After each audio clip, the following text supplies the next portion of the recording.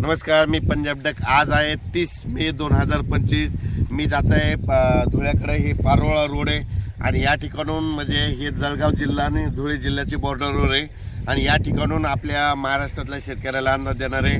तर पाहू शकता इकडल्या भागामध्ये कापूस लागवड झालेली, यांची 15 मेला लावलेले कापूस एवढाले, पण या ठिकाणून संपूर्ण महाराष्ट्रातल्या शेतकऱ्याला अंदाज देणार आहे। राज्यातल्या सर्व शेतकऱ्याला एक आनंदाची बातमी, इतका पाऊस पडला, मग आता उघडणार कधी?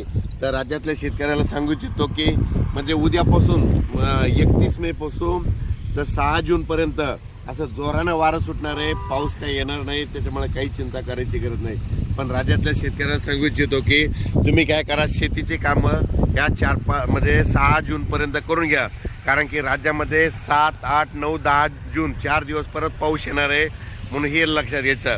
आणि ते 7, 8, 9, 10चा पाऊस भाग बदलत पडणार आहे, म्हणून हे अंदाज लक्षात घ्यायचा। पण राज्यात मात्र 6 जून पर्यंत हवामान कोरडं राहणार आहे, पाऊस काय येणार नाही, त्याच्यामुळे काही चिंता करायची गरज नाही।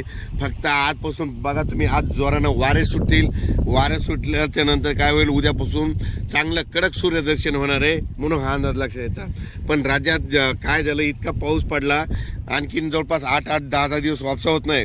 पण माझी विनंती, ज्यांचं रान जसं तयार होईल तसं तुम्ही तयार करा, कारण की राज्यामध्ये 7, 8, 9, 10 जूनला परत थोडा पाऊस येणार आहे, म्हणून हा अंदाज लक्षात घ्यायचा।